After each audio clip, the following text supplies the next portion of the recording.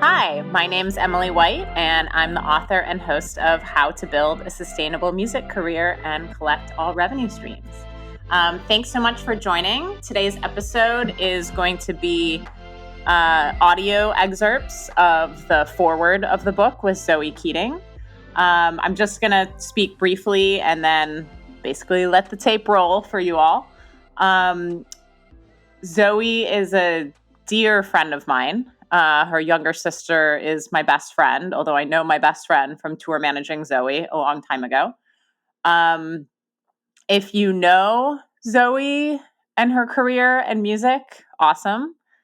If you don't, I'm excited to introduce you to her, even though she has over 1 million Twitter followers and really defines building a sustainable music career. I asked Zoë to write the foreword to this book because she's basically the only musician I've ever met that doesn't need to read this book. I say basically because my friend Jean Cook also falls into that category. If you fall into that category, let me know as well. We'll do a special podcast episode about you and your career. But Zoë is also widowed. She is a single parent. She basically runs her entire career. So to help her out, I told her, why don't I just interview you and I can type that up into a foreword and then that'll save you time. So a few things about this recording and interview. It was pre-COVID. I mean, Zoë was flying to London like the next morning. I spoke to her for a few hours late at night. So there's a few kind of non-pandemic times referenced. And I also never planned on releasing this. So there's definitely some audio issues. I recorded it so I could transcribe the foreword. So I'm sorry that I started walking around in my kitchen at some points towards the end. But I felt that what Zoë was saying was really important. And I really love the foreword in the book. It's probably one time in my life where I could really empathize or relate with a musician or songwriter because I did the foreword with Zoë after the book and I almost loved it more than the book. Kind of like when a musician's like, but listen to my new song. Like I understand what that feels like now. But the foreword with Zoë has received a huge reaction online. I mean, the book was released coming up on a year, released about a year ago. And I still have people that just love this foreword with her. So anyway, I wanted to release this conversation. I definitely edited it down to a variety of snippets. Most of them are pretty long. So like I said, I'm just going to let it flow. But this was a few-hour conversation between friends. So on one hand, it's like I'm not really like doing the best job hosting. I'm literally just taking her through the chapters, but I'm all about substance, so I don't think you'll mind my lack of style on this because, like I said, I never planned on releasing this recording. Just a couple other notes before I let you listen and dig in. Julia Nunes is an artist that I manage. We reference her at some point and just use the name Julia, so I wanted to add context to that.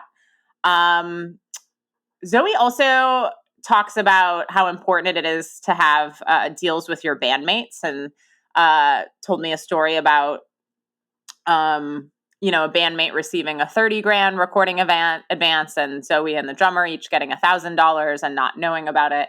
I did edit most of that out for privacy reasons, but Zoe's got some great quotes in there. So I did want to add a little context to those quotes so they're not completely random. Zoë references Randy and Peter. Randy is Zoe's sync and film scoring agent. Peter is her attorney. I reference Amanda and Brian, who are the band The Dresden Dolls that Zoë has also toured with quite a bit and knows very well.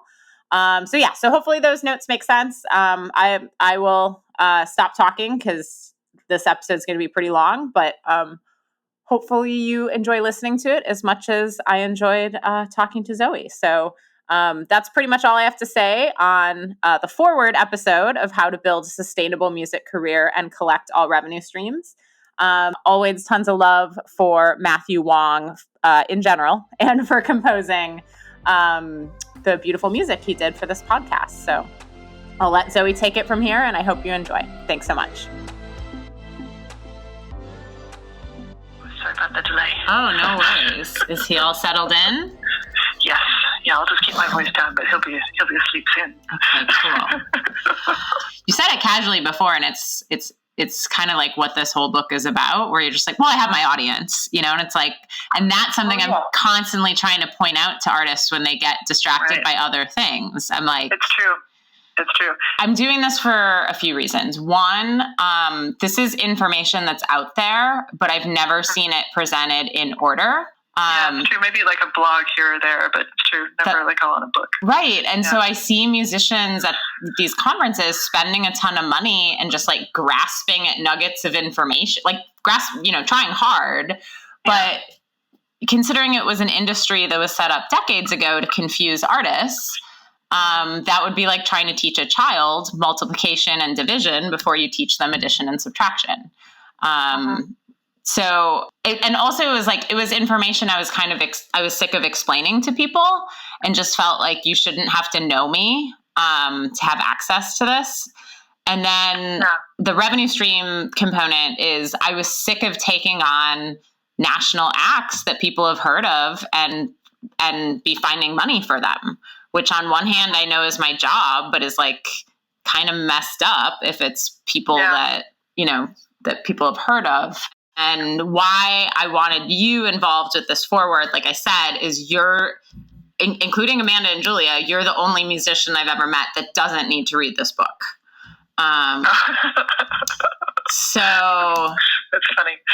Do you feel that way? I mean, you understand. Yeah, I did read it, and I was like, oh yeah, I don't need to.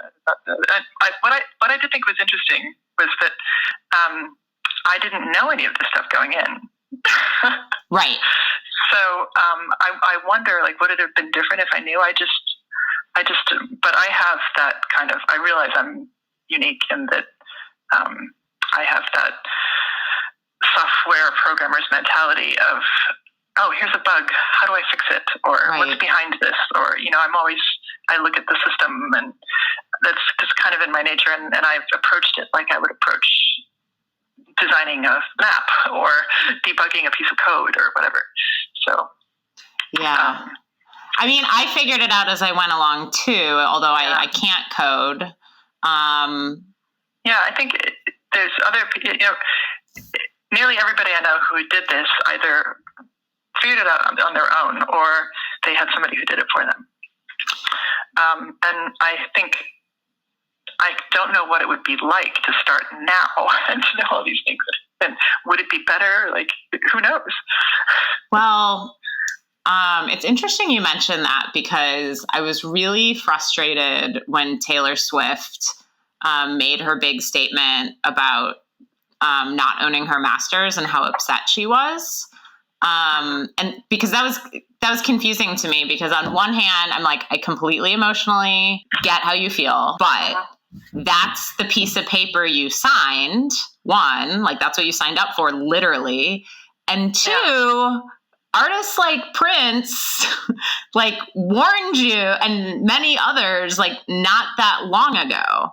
The only thing I can think of is that maybe she didn't know what it meant at the time, or no, her dad's a stockbroker and is involved. Okay, Her dad owned part of the company that owns the masters. That was the other messed up thing. But I bring this up because that was a big story for a few weeks, and it was like, oh, Taylor Swift brings up the topic of master ownership. I'm like, we've been talking about this for decades, and and then also like artists I work with or know, and I'm just getting to know these students, like they still want to be on labels.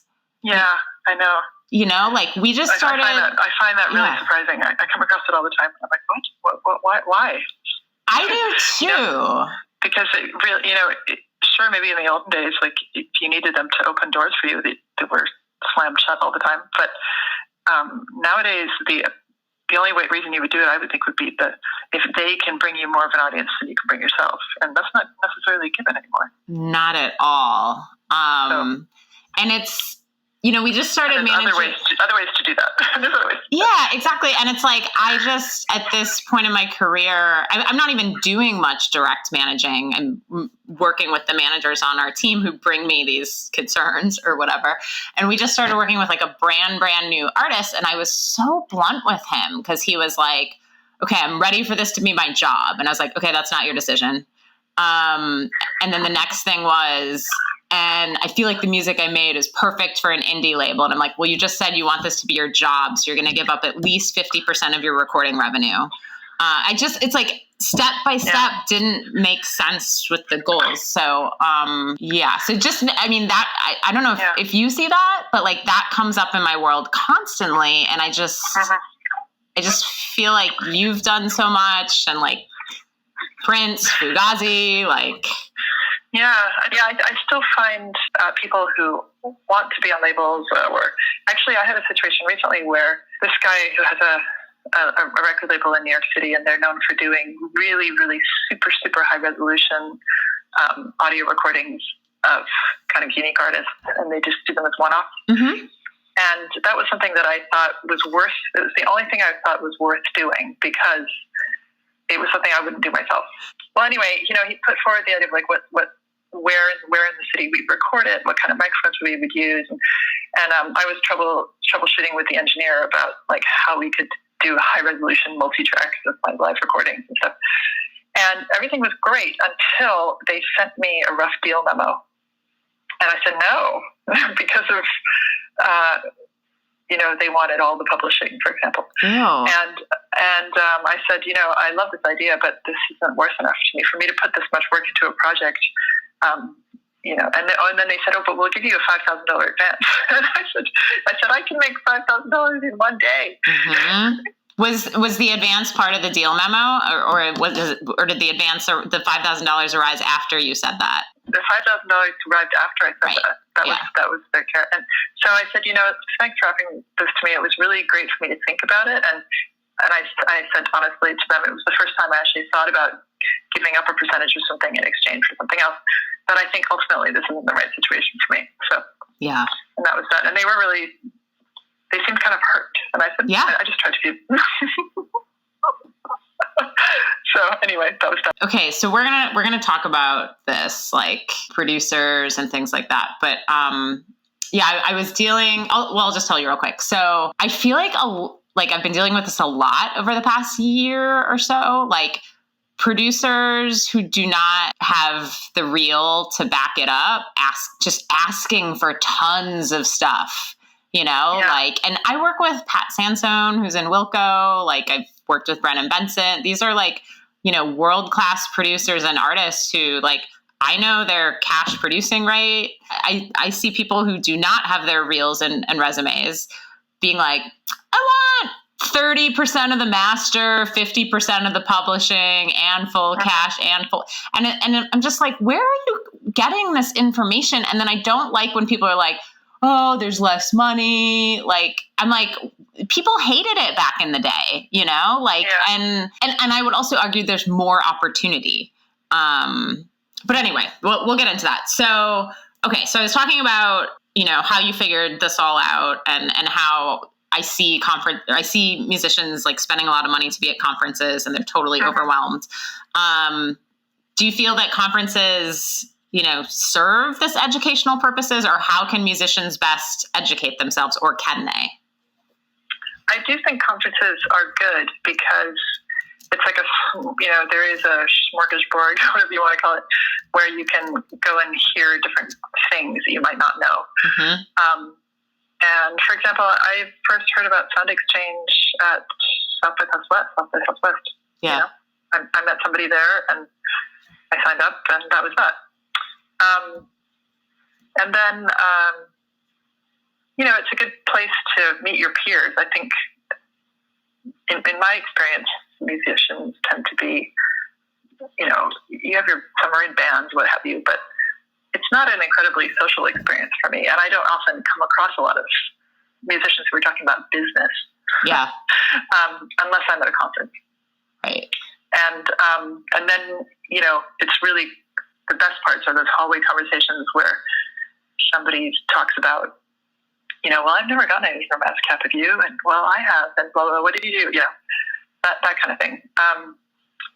In fact, it was a conference. It was that one in San Francisco. What was it called? SF Music Tech. Mm-hmm.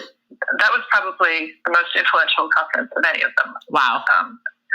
And that was where I met a representative from YouTube who I talked with them for a little bit. And after hearing how many videos I had up there that were third-party videos, they got me a content management account. Nice. And that was just a hallway conversation that, I didn't know that existed. Mm-hmm. And several other things like that. So, but in terms of a lot of the stuff, like when I was starting out, was really opaque. And in fact, some of it still is. Like, this year I got involved with the Mechanical Licensing Coalition stuff from the Music Modernization Act. Mm-hmm. And so for a brief period while the group I was in with Jeff Price, we were, we did a bid to the Copyright Office to run the MLC, and we lost.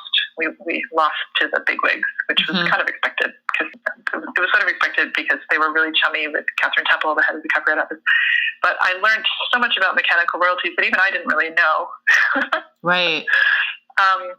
And as I was on this mission during this very short 1 month period to try and educate musicians like me or musicians who are starting out, to let them know what was on the table, like what was about to happen. But there was such a huge barrier because they didn't know what mechanical royalties were. Yes, right. And so I thought I was an expert on this, right? Mm-hmm. And then I discovered through my involvement in this group that I actually had almost $10,000 in mechanical royalties that had never been collected. Wow. Which I just got a check like a couple weeks ago. Yeah. And it was because of the umlaut in my name that the sound, this happened in the Sound Exchange too. They had multiple Zoë Keatings in the original Sound Exchange. They had ZO ? Keating. They had ZOE ... Keating, and they had ZOE with no dots Keating. And those were all different records, and they were not matched up, and they couldn't find who that was. Wow. Dumb. I've really gotten into the data part of it all right now. Yeah. But I also learned, like, if most people, they don't register their works with the Copyright Office anymore. But if you don't do that, even though the streaming services are required to pay you mechanical royalties, it doesn't happen because they get the registration from the Copyright Office to then send the notices of use. And if you don't have that on file with the Copyright Office, you might not ever get your mechanical royalties. Wow. So I never registered my works for a long time. And all during that time, the mechanical royalties were just sitting in a bucket and nobody was getting them until after a period of 2 years, they get liquidated and given to like Taylor Swift. Mm-hmm. So anyway, I'm just saying, like, there's two levels. There's the level you're talking about in your book, which is these are the things that you need to do as an artist to get paid. But that's kind of like, I feel like a surface layer for us as musicians to get stuff done. Yes. Meanwhile, there's this complication on the back end, which is still very complicated, and I don't even know how to address. Like, it's almost like that needs to be an academic paper or something like that. There could be an entire book just on how mechanical royalties do or don't work, and the chain of events from somebody filing their song with the Copyright Office, and then the streaming revenue getting reported by the streaming service to somebody like Harry Fox, and then Harry Fox going to the Copyright Office, and then back and forth until finally, 5 years down the road, they find the copyright owner. And all that stuff I thought that things were more streamlined now, and I thought that, hey, I just need to know a few things to get by. And I realized that there are some really entrenched problems, and that you can only register. The only way that you can get your like neighboring rights from another country is a song trust. That's the one thing you cannot do on your own. Like, right. I've always tried to do everything on my own, and there is one thing that you actually can't do on your own. That's right. Get your mechanicals from like Europe, whatever. Mm-hmm. So. Well, maybe that's the next book. Maybe even if it's just I interview you like this and we put it out with like Future of Music or something, because Kevin is obviously so passionate and such a resource for all this. And it sounds like you got exactly what I'm doing here. because there are entire books on every chapter in this book. Yeah. But although everything you are saying is so important and right, I just took notes on it. I've never stood at a conference and had, I say, who here can explain to me what music publishing is? Yeah. And not only can no one ever explain it, but at one conference they were like, someone awkwardly was like, no one could answer it. And they were like, the panel before you was on music publishing. Like they had just heard an hour of that. So my point is like, here's what it is. We're going to define it very simply. And here's how you collect on it. Yeah. The other big one right now for me is grand rights. There are now over 22,000 videos on YouTube that are things with my music in them, and most of them are dance performances, and none of them got licenses. And so I turned a blind eye to, of course, like students. They can always use it for free, but some of them were like professional ballet companies, like the Royal Swedish Ballet. Wow. Or the Paris Opera Ballet, or the Alvin Ailey Dance Company, or these are things that even us as non-dance people have heard of. Totally. And they use my music in their projects without licensing it. Unreal. And so I've since found that it happens to, this other composer who's kind of similar to me in some regards, named Max Richter. Mm-hmm. And it's an issue he deals with on a daily basis too. I'm sure. That's crazy. And even with students, it's like someone just put, a visual artist made these like gorgeous shirts with Julia's face on it, and Julia's like, well, I want to be nice. I'm like, well, we'll be nice. And Pompey, my day-to-day manager, beat me to it. Pompey's like, but we also want to teach this young artist like how that works. It's not like we're trying to hit her up for a bunch of cash. Someone else is going to send her a cease and desist. It won't be us, but we'd rather educate her. Yeah, so I have there's another revenue stream for me, which is that I don't go after these things myself, but I have my attorney who I've had for a long time, and periodically he goes through and he finds established productions, like the Royal Swedish Ballet or the Paris Ballet or whatever, and he finds them, or like the Museum of Modern Art, in an exhibit, things like that. Occasionally he goes through and he finds them, and then he sends them license requests. Yeah. And it's that thing I would have been against it in the past, but I realized that one part of having created something is that actually you have to protect it. Yes. And that nobody's going to go out of their way to send you a royalty check from some 20 performances of something from a ballet. You have to just send them a letter, and so it's one of those things. Yeah. But all the small productions, the little dance companies, I would never. Sure. I would never do that because they're probably paying money to perform. Yeah. At that point, you say, how did you learn these things? Yeah. I learned a lot of things by making mistakes, honestly. Well, and although that's an awful experience, like, I think that's okay too, because you learned, right? Yeah, I did learn. I did. Yep. So I'm going to go through the chapters and then ask how that relates to you. So the first chapter is get your art together. How do you know when you're, quote, ripe and ready to record? And the reason I say this is, I understand why musicians at conferences are excited to play their music for an industry person or whatever. But I feel like almost every musician I meet is like, I still need to work on my vocals, or I need a new drummer or whatever. And it's just I just feel like that can be, I feel like sometimes they rush, and it's when you're ripe and ready to record. So do you have any comments on that? I would say that that's different for each person. I think I thought about that, and get your art together is, you have to have something to say. And you have to be able to execute it. I think what I notice with artists who are starting out is often there's a huge gap between what they want to achieve and what they want to do on stage or in the studio, and what they can do right now. Mm-hmm. And so I would say there's a period of time when what I call you should just keep that to yourself. Yeah. You don't don't want to go out there and, I had my little, not being very articulate right now, maybe. I had my little time, a little bit like, the Beatles had their time in Germany when they were really honing their songcraft. Totally. People talk about that. Yeah. I had my time in the warehouse where I could perform every weekend to an adoring living room audience. And I could make mistakes and I could learn how to talk to the audience and all that stuff. So I was not ready to perform. Yeah. But at some point, there was a time when I was ready to go out there and do it.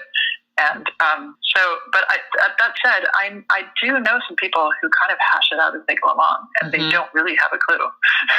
Right. So, I guess, they yeah, go ahead. So, no, go ahead. But that thing of like the bands, like they're like, okay, let's record an album. And there's like no way that they're ready to record an album. Exactly. Yeah. And I guess it's just like, it's going to be a waste of money and time, and they're just going to get disappointed. Yeah. And I'm just reminding folks that you as the artist know when you have something to say, when it's true to you, cause I'm also unfortunately hearing from talented artists like, oh, I think like this label would like that, or or what. And I'm just like, did you write it for them, or who did you, and yeah, even I would, yeah, go ahead.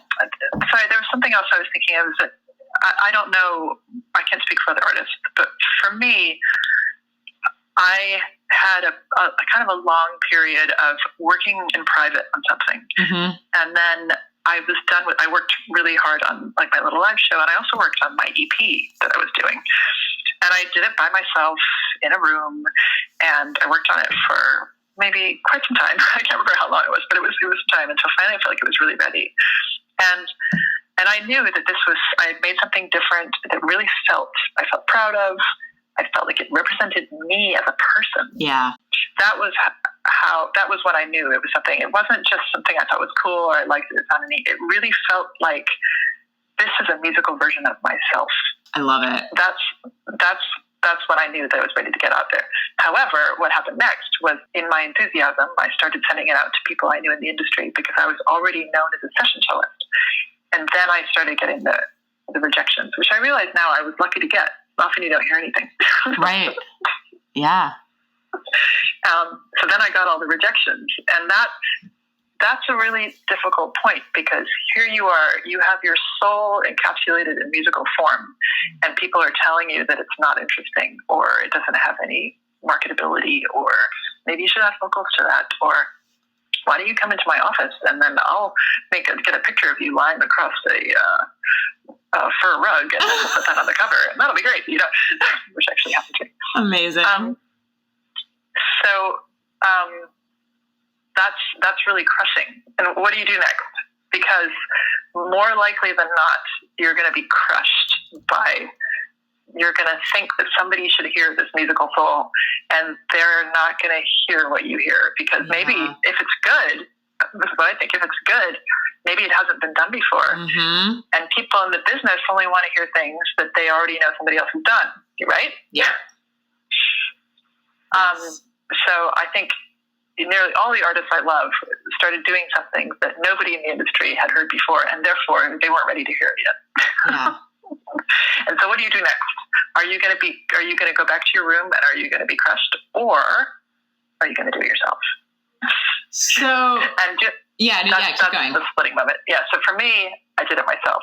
Now that doesn't have to be a linear path. You can do it yourself for a while, and then maybe then you get a record deal if that's what you want, or a publishing deal if that's what you want, or you can have some parts of it managed by others, So, but that kind of like, how do you know when you're ready? Get your art together. Yes. Once you start getting your art out there, and you're going to get 9 no's for every 1 yes, what do you do with that? Well, and like, what are these what are these no's like in this era? It's like you actually just articulated exactly my point, because my entire career, musicians send me their music and they're like, oh, I wanted to get your feedback on this. I'm like, why do you care what I think? I like what I like. And, and I'm actually not a very good quote, like A&R person. Like I dated this guy who's like brilliant at AAA radio, like Glass Note, like will not sign an artist without it being vetted, to the extent that they turned down the Lumineers and was like jumping up and down, like, this is a hit. Like, I don't have those kind of ears, and very very few people in the world do. And there's obviously so many ways to have a career. So I've never I guess I understand, but I've never understood that when artists are like, oh, I want your feedback, or like, I want to know what you think. I'm like, who cares? And I've been really, honored to work with artists where it's like, they have a clear vision and this is the art. And then I help, put the plan together. Mm-hmm.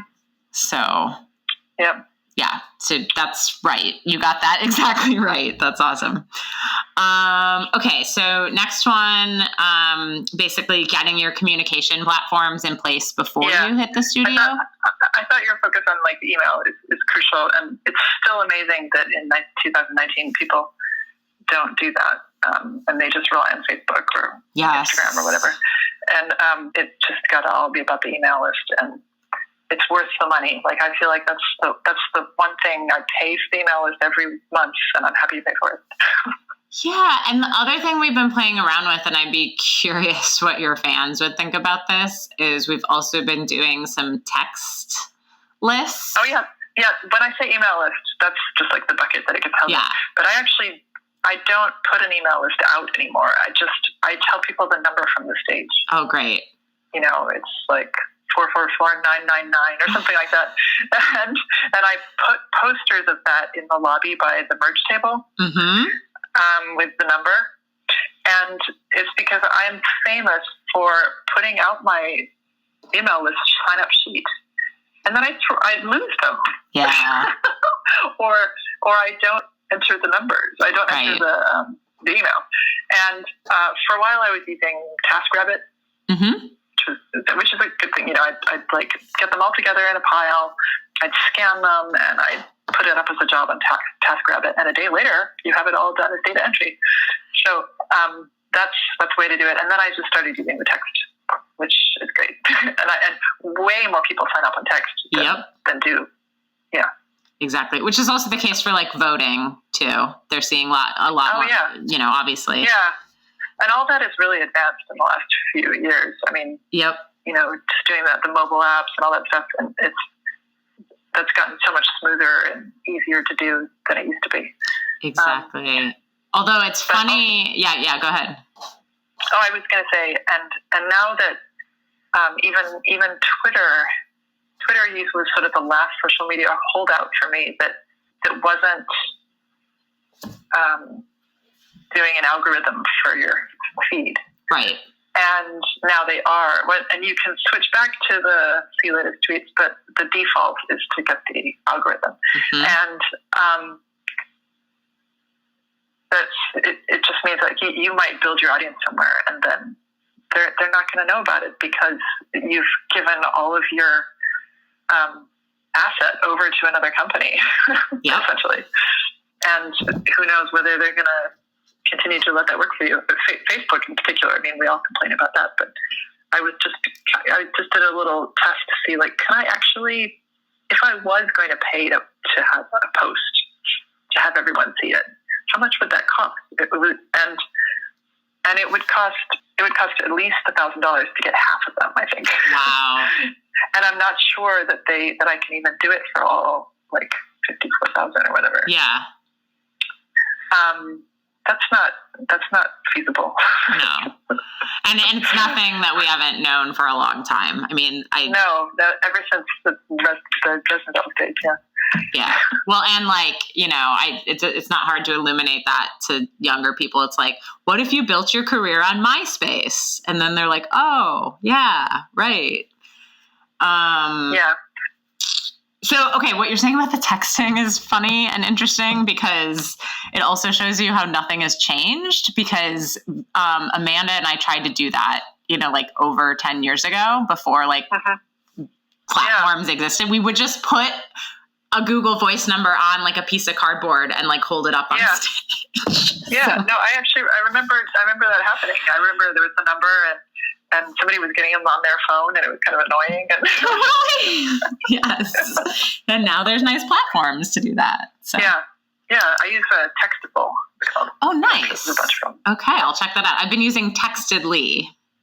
Yeah, I'm sure they're like identical. Exactly. Yeah, I don't have like a go-to. I mean, we did a little research, but yeah. And then, I'm like the only artist who has never made a video, so I don't use YouTube. Interesting. Yeah. Why? And it's, well, I think it's just quirky to me. Yeah. Because first of all, I know that I don't watch videos myself, and that if somebody sends me their music and it's in video form, I will never listen to it because I can't handle video. I think I'm a highly sensitive person, and video is difficult for me. So I just never go there, and so it just didn't occur to me. And then, and I for a while people would ask me for one, and then I just didn't need it. Yeah. So I'm not opposed to the idea, but it's one of those things where I just haven't used it. And in a way, I kind of like it because it's like I've entered people's musical consciousness purely with music, which is what I wanted to do from day one. Like from day one, I just wanted to be a musician. I didn't want to make T-shirts. I didn't want to even, I didn't want to sell any kind of merchandise at all. I just wanted to be about the music. And the other thing, there is another thing I'm not talking about, which is that I was very self-conscious as a younger person. I was not happy with my appearance, all that kind of thing. And so I was kind of physically shy on one thing. And so that was one part of it. And then the other thing was that I always worked hard there was a point in my 20s when I started really downplaying my feminine characteristics on stage because I didn't like the kind of attention I was getting. Right. And it made me feel really uncomfortable, and I had a few awkward situations, especially, when I was in bands and stuff. And I think that I just wanted to do everything possible to not be a female in the spotlight. Yeah. I wanted to desexualize myself or desexualize the music. Right. And that there's no way to do that in music unless you do not have videos and stuff. Yeah. And it wasn't really conscious, but I realized that it's definitely an undercurrent for my music history. Is that, and then I did have an experience where in those early days when I sent my music out, there was a producer who was kind of well known, and I was really excited that he was into my music. And he brought me to his office, and he stood there in front of his desk with his crotch right at my face. Amazing. It was classic. And he had this whole vision for how he was going to package my work, just like these other artists that he had produced who were women. And they were all in various stages of undress, on the cover and all kind of sexy. And I didn't want sex to sell my music. Right. And I felt like I had to do that. I had to choose. Women have to choose. What kind of woman are you going to be? Are you going to be the sexy woman? Are you going to be the quirky woman? Are you going to be the nerdy woman? What kind of woman are you going to be? And I was like, I'm going to be none of them. I'm just going to be my own weird self. Yeah, that's amazing. So in a way, it's like I feel like me not having a video has become a thing where it's like me having control over my own image or lack thereof. I don't know. I love that. I think the only reason I reacted the way I did is your music does work so well with picture, obviously. Yeah, which is more than half of my income. So right. Who knows? Maybe because I don't have any videos, maybe people are able to think of it. It's almost a joke, actually, how many emails I get where people are like, your music is so perfect for my project. Right. And they're completely different from each other. And it speaks to them in some way that they just have to license it, Mm-hmm. So maybe I feel in some ways the music is my soul in musical form, but it's also a blank slate for people to put their own image on. Yeah. That's so beautiful because I also, this is almost what we were talking about before with kids and devices and everything, but I deal with so much FOMO with artists. I know that's society wide, but it's awesome what you're describing, right? It's not well, their Instagram video is like this, and why am I not doing that or whatever? It's just you know what? I'm not doing this. Yeah, I think I feel really lucky to have grown up. When I talk about being self-conscious, I'm not self-conscious the way teens are now with Instagram and what have you. Right? Can you imagine? That I was just kind of gawky and awkward, and I was a very androgynous teen and not quite sure where I fit in the world. Yeah. Nowadays we're a little more used to that, but I didn't have any major media images that showed anybody like me. So I didn't have a sense of what I looked like, and I didn't really care. And I like to be like that in general. that's just how I've always been. I prefer to. That's why I had dreadlocks, because dreadlocks look great when you wake up in the morning and you don't even have to look in the mirror. Totally. Also, I'm, talking about sustainable. I'm in this for the long game, and that I want my career to last my entire life. And so, whatever is happening right now, right this second, I really just don't care about it unless it interests me artistically. Right. Like, I might make a video if for some reason I'm like artistically motivated to do it, and then I'm going to make the video like I make my music. Right. and it will be something that is another representation of what I do. But otherwise, I probably won't bother. Yes. Very interesting. So this is not something I run into often, but basically just reminding artists, like, before you hit the studio, make sure your email list, text club, your social media accounts are in place, because you don't want to be like putting that together, after the fact. So I talk about you a lot when I talk about balance with social media. I try to advise artists, like, with social media and even like business email, whether you love it or hate it, commit to an hour a business day. Because obviously, like, if you love the business stuff, you can get way too addicted to that, and then you're neglecting the art. If you completely neglect your social media and your business email and stuff, unfortunately, it could be too much in art world. And maybe you and I were on the same panel or something, and you said like how you like hole up in the studio, and then you have so much going on, but how are you balancing that? Well, luckily, I've taken some of the reasons why I used to in the past stay on email all the time was because increasingly so much of my world was licensing, and for me, again, I'm lucky. My licensing is mostly things that fall out of the sky. It's like, oh, Chrysler just somebody calls me out of the blue, and it's like, we want to do a Super Bowl commercial, and I, first of all, I can't believe that happened. But I had to respond within 24 hours. Yeah. So it seemed like for a long time there, every single licensing thing I got, and these were life-changing things. Like, I got enough money from that to build a freestanding recording studio in my backyard. Amazing. I was so afraid to ever be away from my email, because what if I got one of those? And I was, so I had this terrible paranoia about it for such a long time. And so what I decided, but it was really limiting me, because I felt continually attached and I felt really distracted. Totally. And that as long as there is a piece of my brain that is out there tracking what's happening in the world, I actually have a real difficulty now being creative unless I let that go sometimes. So I solved it by realizing that was a problem and giving it to somebody else. Good. So that's what you have to do, right? So that's what Randy does for me. Like, both Randy and Peter, I have like a bucket, licensing request, and it sends to one email address that goes to all three of us. That's great. And so then I can just ignore it. Yeah. If I need to. And then if there's anything like licensing request, Randy, he's a Hollywood agent, so he's already farming that off to his assistants anyway. His assistants read it. If they see anything that comes in, then they do it. And that way I don't miss anything big.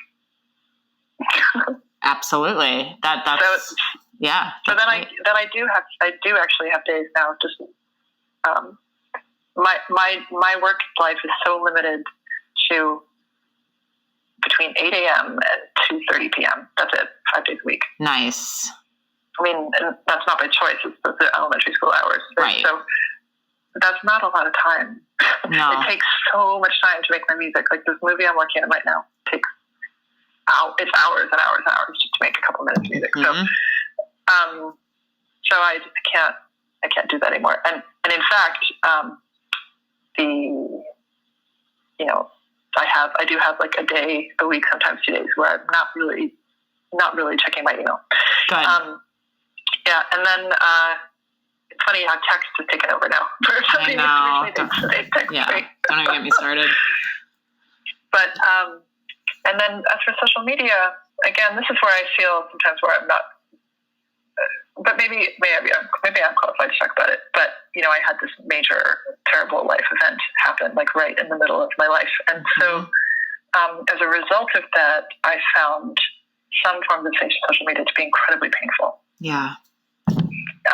There's nothing quite like losing your life partner to make you not really want to go to any place where you see people posting pictures of their happy families. Of course. So I had to kind of nuke my Facebook profile, wow. which I did gradually over time. And so there's this little, thing with Facebook. I only use the business aspect of it. So I try to not ever go to the personal part. And that means you can't use their web interface. You have to use an app. Right.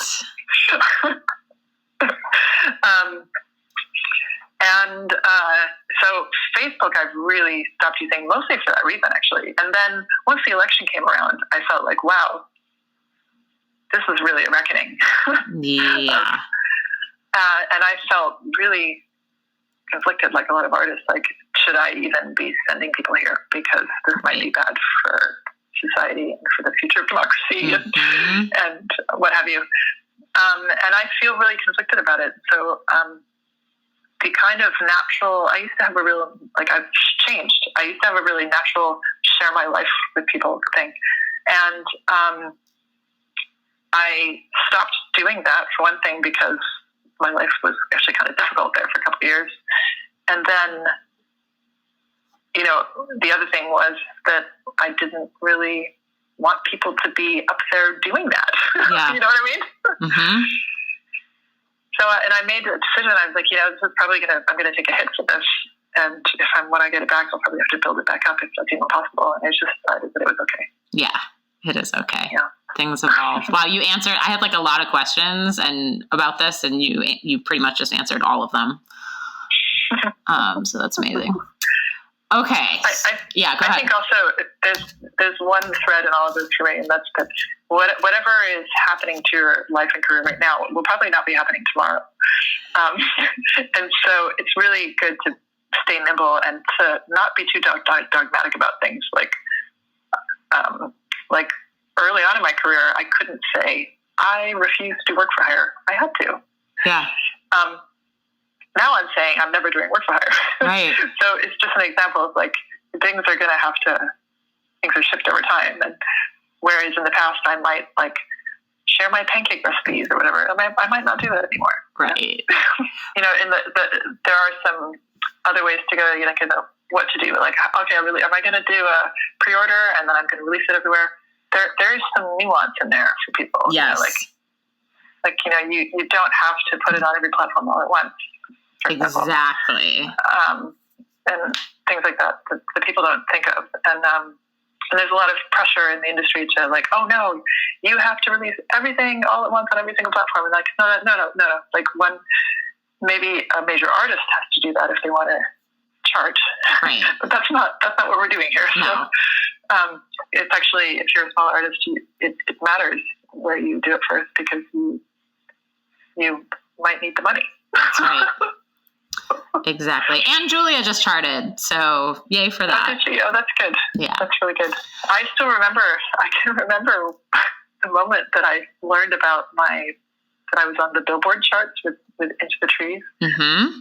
Because I was in San Francisco and Jeff and I had come down to the city for the day. We were doing something, but we lived like an hour and a half north, and we were in our Volkswagen bus, and I had the baby who I was nursing, and we had parked the Volkswagen bus by Ocean Beach, and I was nursing in the back seat, and I got this phone call from somebody at Nielsen who wanted to verify my info. Amazing. And they wanted to, they were like, well, what's the record label? And I said, well, it's my own imprint, 0202 Music. And they said, well, I said, well, wait a minute, what's this for? I said, well, you're number, he said, you were like number 5 on the classical charts. Amazing. And I was like, what? How is that even possible? I couldn't believe it. And I just remember where I was at that moment. It was so incongruous, with me being like in a Volkswagen bus by Ocean Beach with a baby attached to my boob. I remember he started crying, and I said, oh, hold on a second, I'm nursing my baby, I have to switch sides. And I put the phone down on the side, I switched the baby to the other boob, then picked the phone back up. So great. Very cool.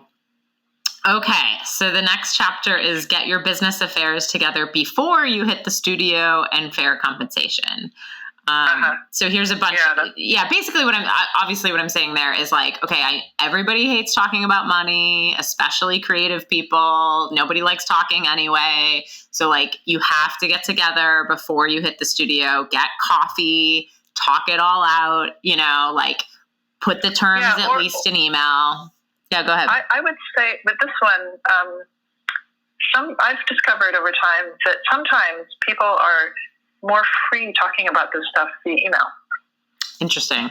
And that people might feel pressure to sort of agree, or because there's different power relationships in any musical arrangement. Yeah. And people who are at different stages of their career, what have you, might want to be nice, and there's a lot of pressure to be reasonable. But sometimes when things are by email, some of the emotion can be stripped out of it, and you can still be polite and cool and, breezy with each other, but you're doing it by email. Right. And I've actually found accidentally that often ends up happening, and is often the best way to figure out what the splits are. And Imogen is actually particularly good at this, because, since she started doing everything, since she started doing her, Ethereum blockchain project, everything there's a split up front for everything, and and a way to track it. And it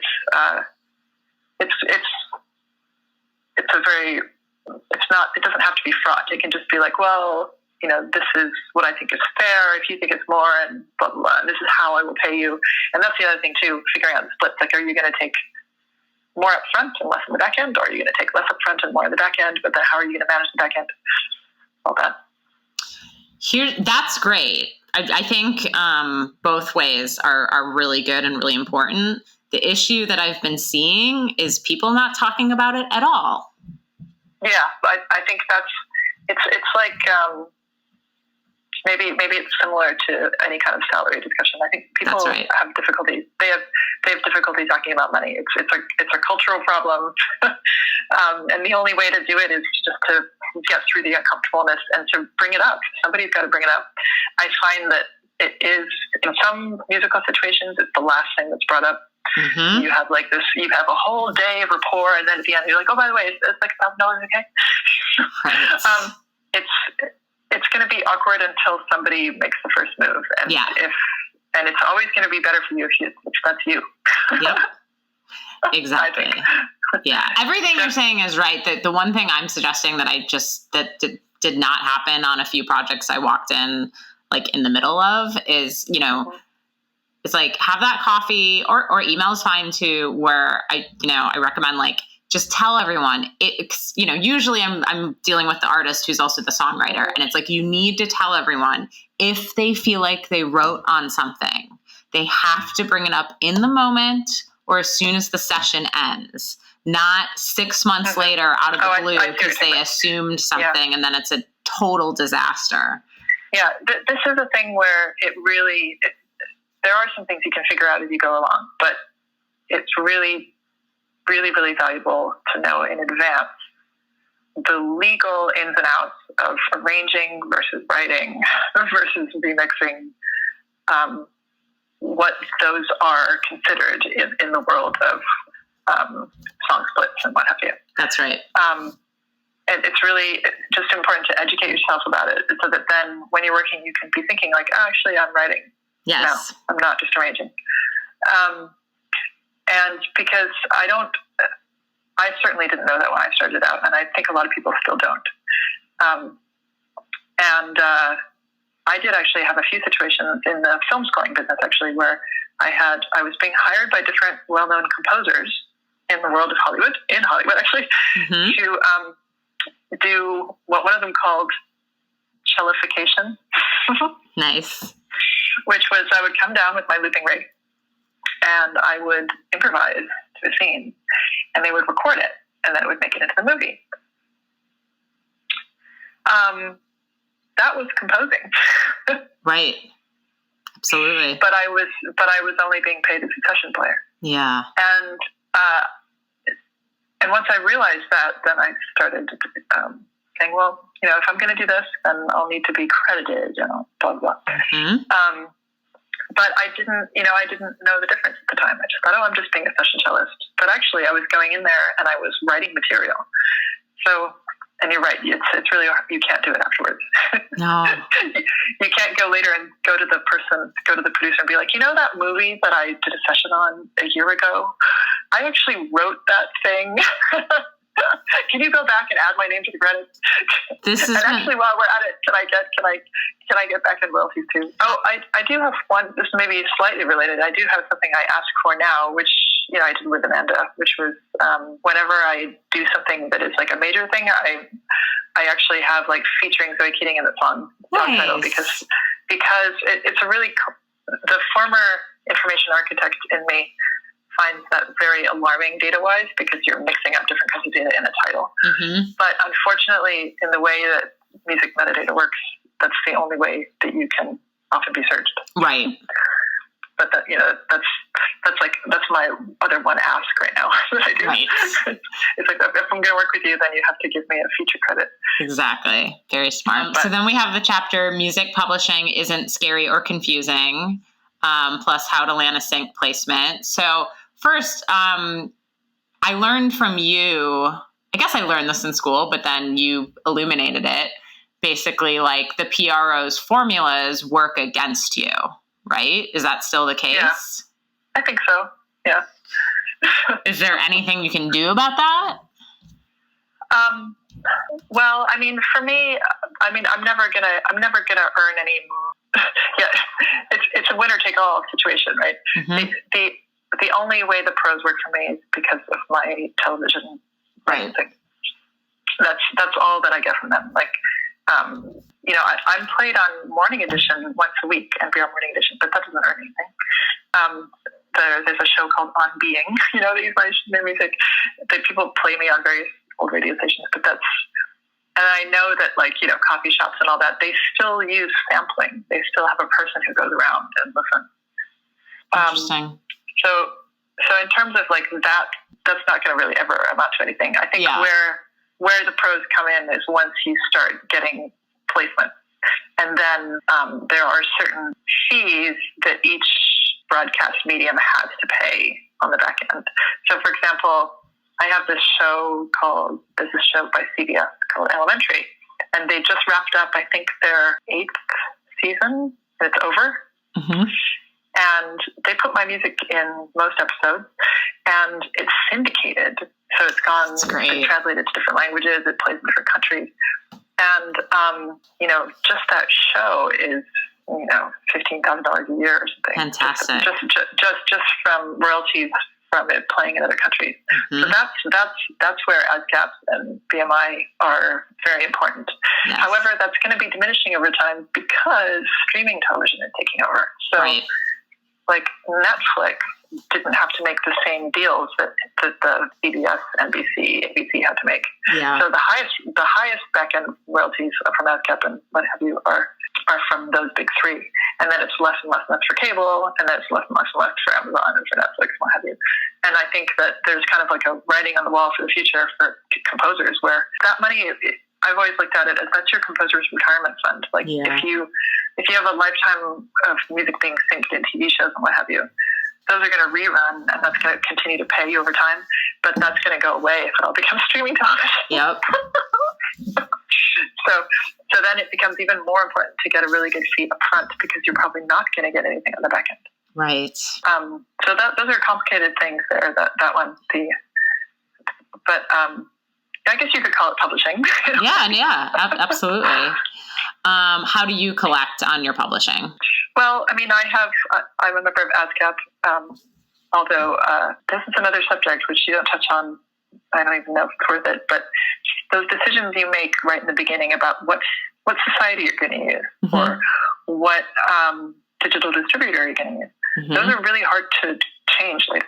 And you can't just switch because it took a long time for me to get anything from ASCAP because I had to squeak. Right. I squeaked for a while that I wasn't getting anything. And then eventually I got somebody's attention and I got somebody to go look at my account, and then suddenly I started getting royalties.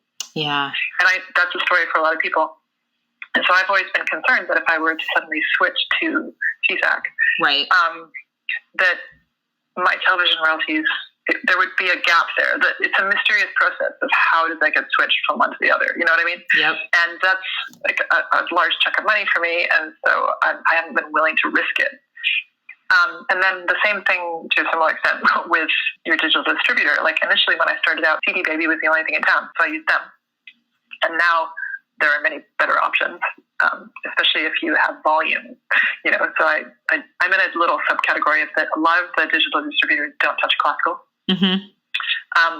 So like I can't use TuneCore because they won't do classical. I've talked to both the founders. And Weird. Yep.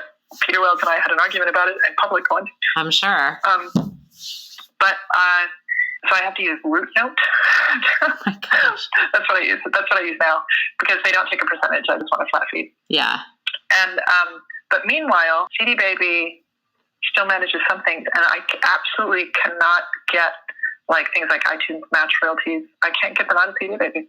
I've tried for years back and forth, and they will be there forever. It's like you can move I can move some parts of it to another distributor, but this little iTunes Match piece, it's stuck with whoever first delivered it to me. Right. So anyways, back to the publishing, it really is valuable for you as a musician to think about the kind of music you make, go look at what other kind of songwriters and composers are similar to you, what organizations are they in? Because each one of them has kind of different sort of specialties, really. You know, like the TV people are with ASCAP. Right.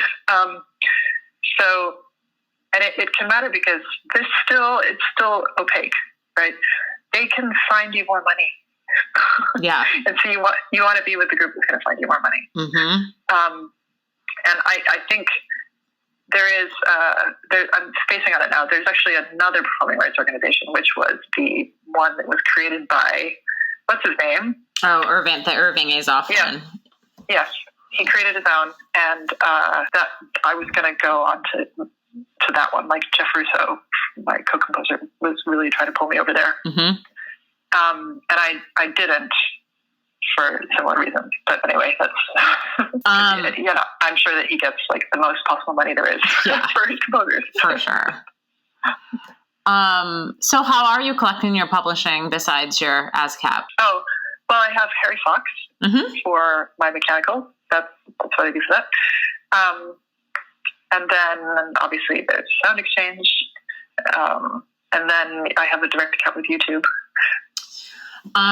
Can you tell me a little bit? I mean, you've had so much success with sync and scoring and things like that. That's certainly something that many artists constantly want to get into. So can you talk a little bit about, the syncs you've landed over the years and those relationships? Well, I would say that a lot of the just pure synchronization where it's like they're taking a song and licensing it, has been from, I think the way that I played the cello at all those tech conferences.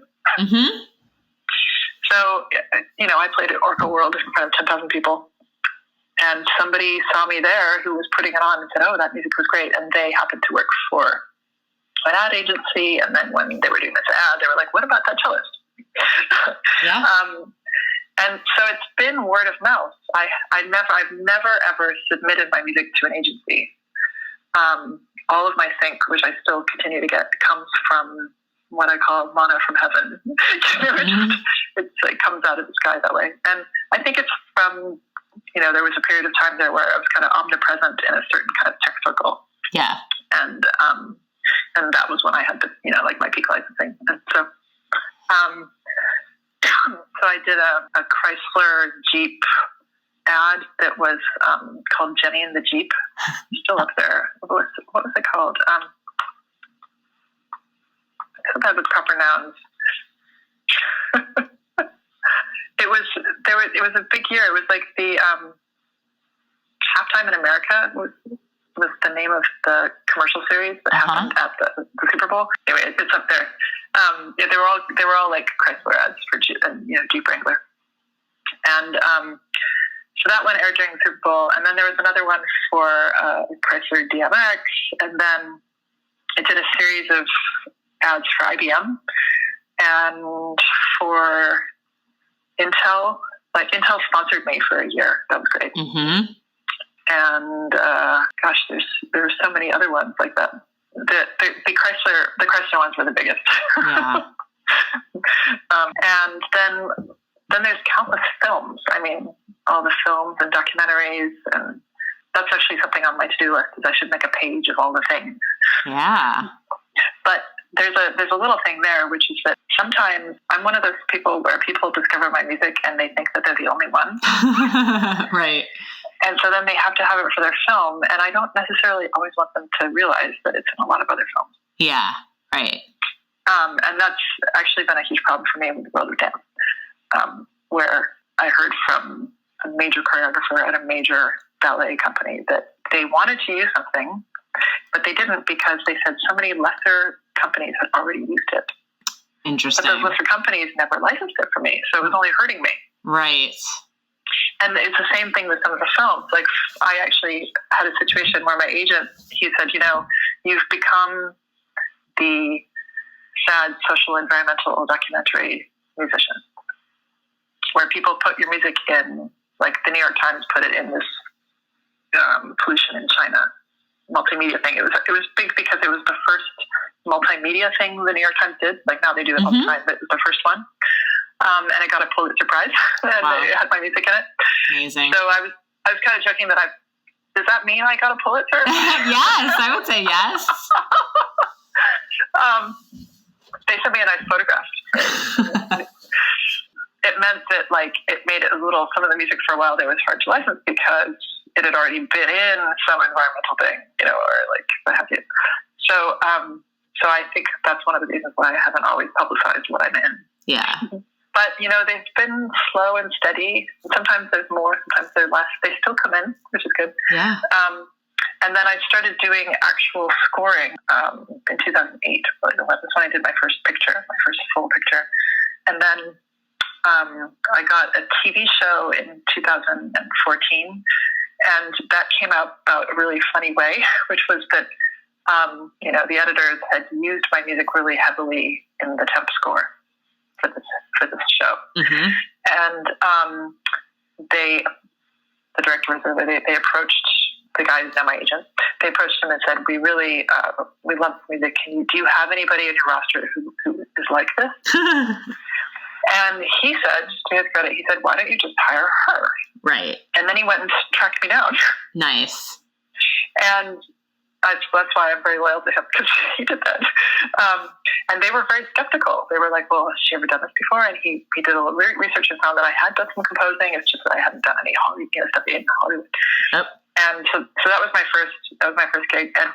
And all the other things I've done so far have been things where somebody has used my music in something, and then they end up hiring me to write more for the project. Nice. So I'm doing like a composer. I'm working as a composer, and then also doing a thing. So great. That's awesome. Both very, very competitive worlds, as you know. So that's awesome. Yeah.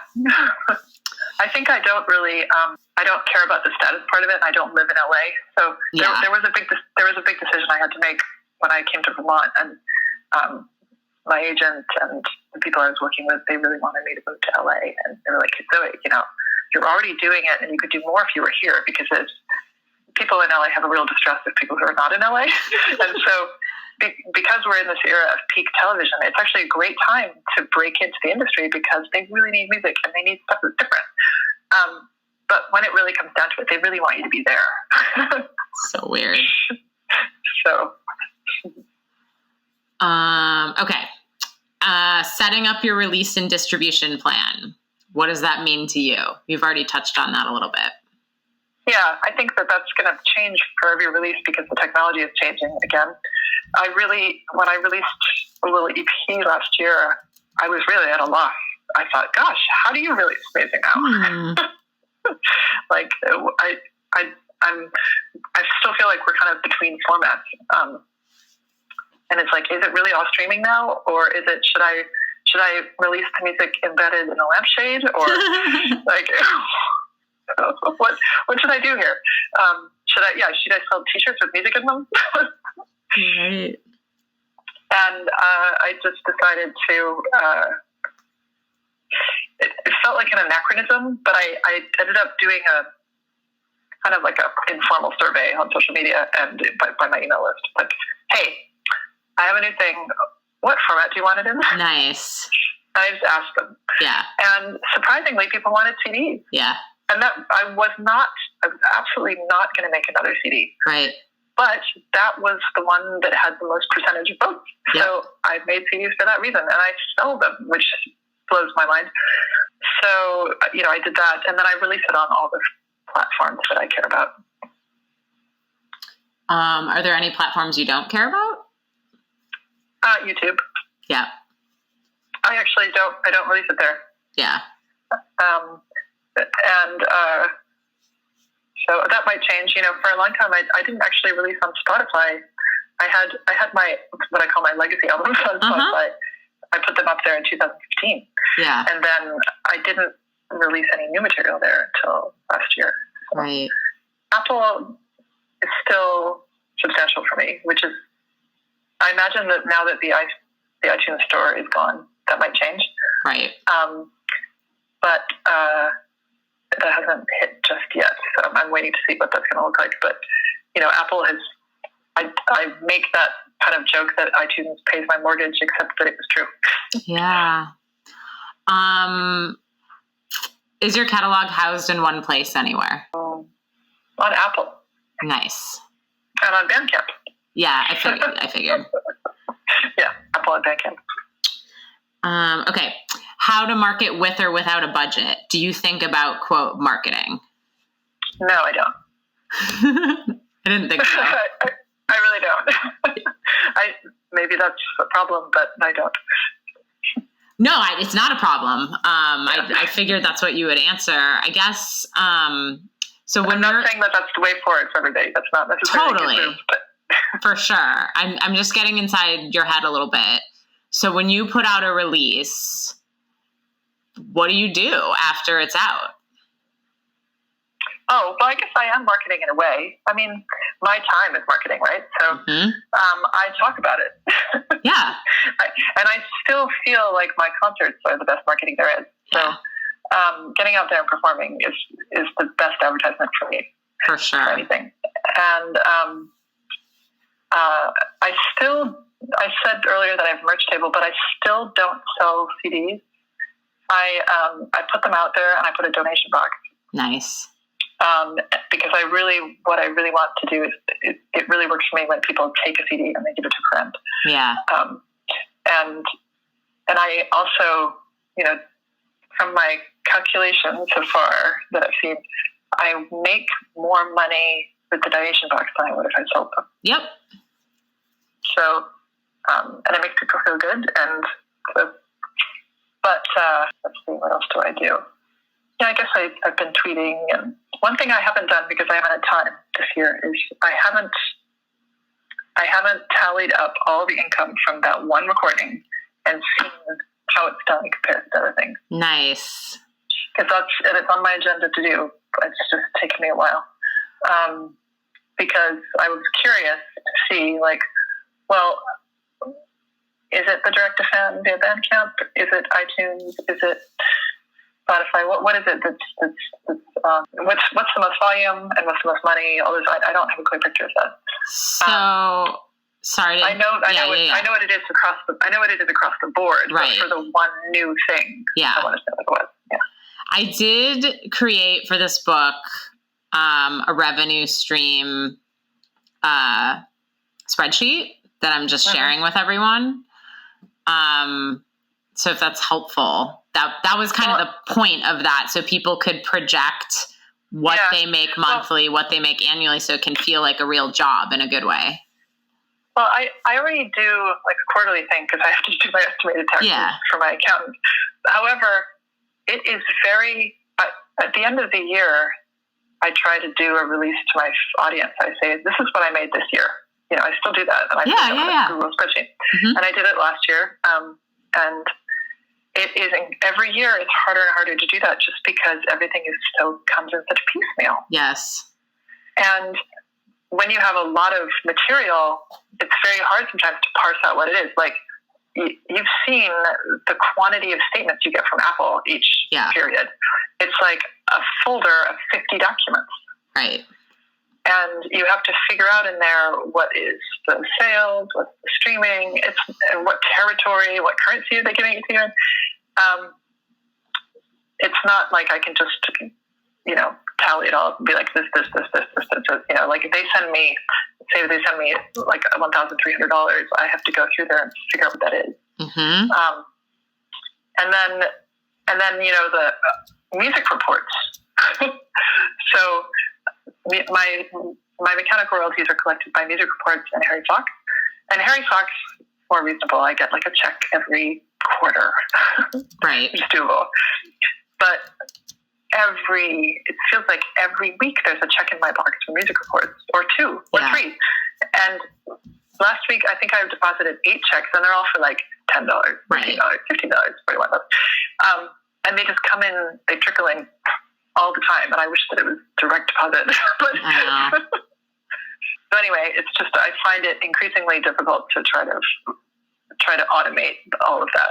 To just say, like, this is what I made from this song in a 6-month period. I tried to do that. It's cumbersome, as you say, but I laid out in the revenue stream checklist chapter, like, here's all your revenue streams.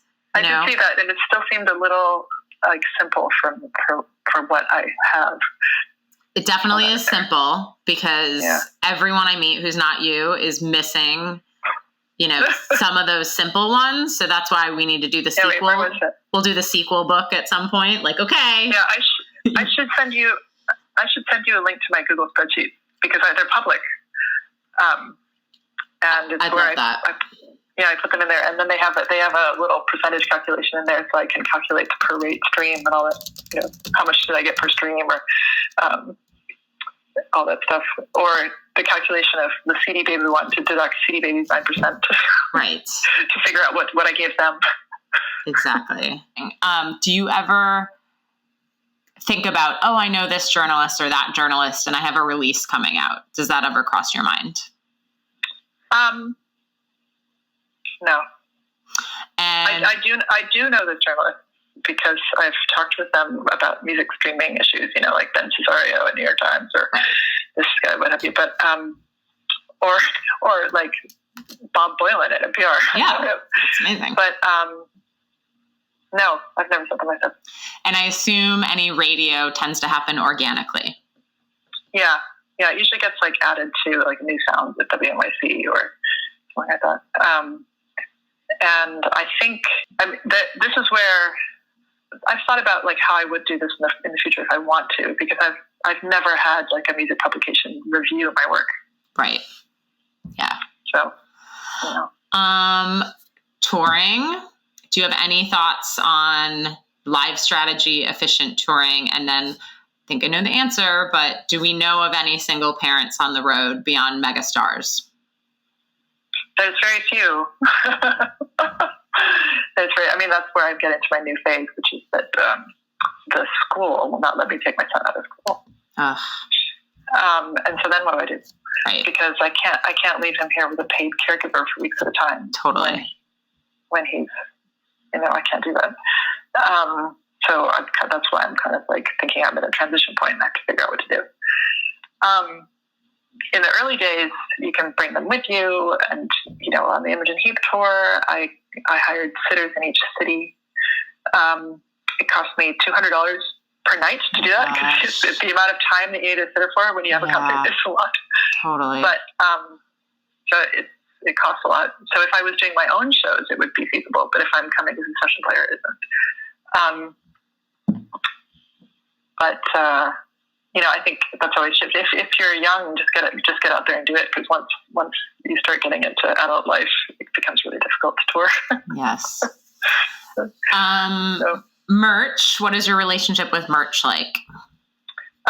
Well, I'm a really kind of hardcore environmentalist, and I always have been. And early on in my career, like in the 90s, I decided I didn't want to sell merchandise because I didn't want people to buy more stuff. Yeah. I didn't even want to make CDs, and I was delighted when MP3s came along because I wanted to I think this is great. I can just do digital music and don't even have to make a thing. I was an early supporter of Adbusters. Yeah. way back when. Totally. I love Adbusters. And so that's a place where I leave a lot of money on the table, but kind of on purpose, I guess. I don't sell merchandise. I did sell a t-shirt once, because so many people asked, and I designed it myself with the artwork. I had them done. I printed them on, 100% organic. I found the most expensive, most sustainable t-shirt you could get at the time. Made in America, it wasn't American Apparel, but it was like the next thing. And it was the most expensive t-shirt on earth. I bet. And lugging those things around was also expensive because I kept paying overweight fees on airplanes. Yep. So I just decided that I wasn't going to be doing that anymore. And I did make a poster again, but I had issues with the toxic inks. And my newest CD is 100% post-consumer material. Awesome. Even the CD itself, and the only thing I think that is not is that it's really impossible to make a CD without the plastic shrink wrap. Right. And that's just plastic shrink wrap. And it's perhaps there is, but I haven't found any option yet for replacing that. So that's my stance on merch. Cool. I have 2 more questions for you. I have a chapter called Repeat and Grow, which is basically okay, we just taught everyone all this stuff. Now you have to do it again. When you have a new release or a new creation, is that something you consciously do, or is that a natural evolution from one creation to the next for you? Every time I release something new, I look at the landscape and see what's happening, and see what I need to change or do differently, and it's different each time. So I would say that it was different last year, and it's definitely going to be different for my next release too. And I think it's a real mistake to do the same thing over and over again. But you can't also expect that just because you sold something before, you can sell it again. That's right. And it's absolutely not a given. That we all know with the attention cycle we have now, that people need to have a reason to connect with you. You have to give them a reason.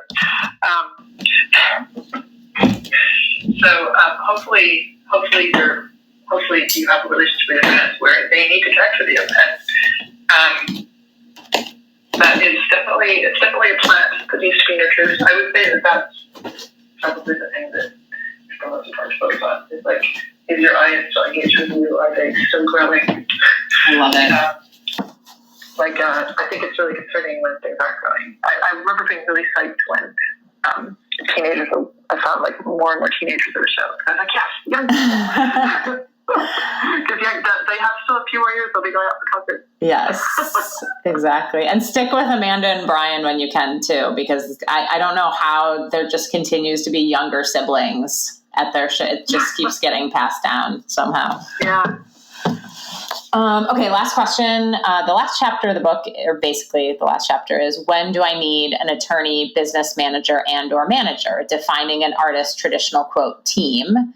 I think you understand why this chapter is last. It's build all this stuff up. You've answered most of this, but do you have these roles in place? If so, or if not, why? I would say for an artist, when you start putting things off, I can't get to that right now. And that becomes a chronic problem when you're doing it a lot, that means you need help. That's right. And, and it's really useful, I think, to think about what are you not good at? What do you not like doing? And pass those things off to someone else. I don't like negotiating money. I really don't. Yeah. And I can justify my agent's cost because he guaranteed me, he said, listen, he's I'm going to get you double what you made before. And if I don't, then we can renegotiate. And it's true, he does. It's he loves doing it. He loves it. And my booking agent is the same way. I can't tell you how happy it was. I think it's probably hard to get a record contract, but I think it's harder to get a booking agent. Yeah. And I feel like they're actually more valuable. And when I got my booking agent, it was such a relief because I was spending so much time researching venues, contacting them, trying to find a way in, creating a fake manager for myself to like contact them. You know, the mysterious Mark, who didn't really exist. Mark was really good at negotiating money sometimes, but and so having those two people was great because I loved it when I would get a licensing gig. You know, like somebody would say, "Oh, we want to license your music. How about this much money?" I would just say, "Yeah." Right. And I didn't know what else to do. It was really hard for me to switch into business mode, and also the clients make it hard too. Like they don't want to see you that way anyway. Right. It's better for you if they don't have that discussion with you. So those are two things that I would do. I also would not do my own legal business. No, yeah. And I'm very happy to pay Peter to send off those letters. And when I used to be that I would find out about these Peter Ballet companies using my music, and I would get really depressed. And I don't anymore because something's being done about it, and somebody's doing something. Yeah. I don't have to see them. Exactly. So that's good. And then there are. I don't do my own accounting. Yeah. I mean, I do. Obviously, all the money comes in here, and I have to be organized about it. I support to be accountant, but she does the taxes for me. So that was another one. I used to do all those things, all the pieces there. I used to do them all. Well, but I think in general, as soon as you start pushing things off, being like a can't deal, or that's time to get some help, and it really helps to just make an honest list of what you don't like doing and what you're not good at, and see if you can get that to someone else. That's exactly right. But you essentially are your manager. I mean, you're the CEO of all of it. I think so. I don't always like being my manager, but I think that I know my own motivations more than anyone. Right. So, and only I can look at something and know if it really makes my heart sing and I want to get involved, or only I can look at something and know that I'm not going to be able to do it, or that's not to say that I make all the decisions by myself. I do ask a lot of people for advice. Right. Like when something comes up, I have a few friends who I can talk things through and be like, "Do you think I should take this? What do you think about that?" I used to be really down on myself for not being able to do long-term strategic planning, and I've let that go in a major way because I've really come to believe that, really understand that you can have kind of structures in your life to keep things going, and you can have some goals, but things are going to fall apart, and there's often not anything you can do about it, and you're just going to be beating yourself up if you know. So I actually, I think that there's this kind of illusion of control that we have, and I realize, part of going through what I've been through is just realizing that we don't always have a lot of control. What you can do is control how you feel about what's happening. And so it's but for strategic planning for my career, where that comes up is that I can have in my mind that I want to do something next year, but then it might come up that the school superintendent says, actually, you can't go on tour. Right. And so what do I do with that? So I've stopped doing that to some degree, and I'm not planning those tours out really far in advance. I have another person that I have to care for, and I don't know. It's not always good for him if I'm planning something a year away. Of course, what might be happening for him next year? So there's I'm a little more. I'm a little back to being more ad hoc than I used to be. Yeah. Well, please reach out anytime. Yes, enjoy London, and I hope to talk to you soon. Thank you, Emily. Thank you, Zoe. Have a good night. Bye. Bye. That's a wrap for this episode of How to Build a Sustainable Music Career and Collect All Revenue Streams. Thanks again to the amazing Zoë Keating for all of that time. I love the foreword in the book so much, and it was really fun to share that phone call and conversation with you all, and hope you enjoyed it.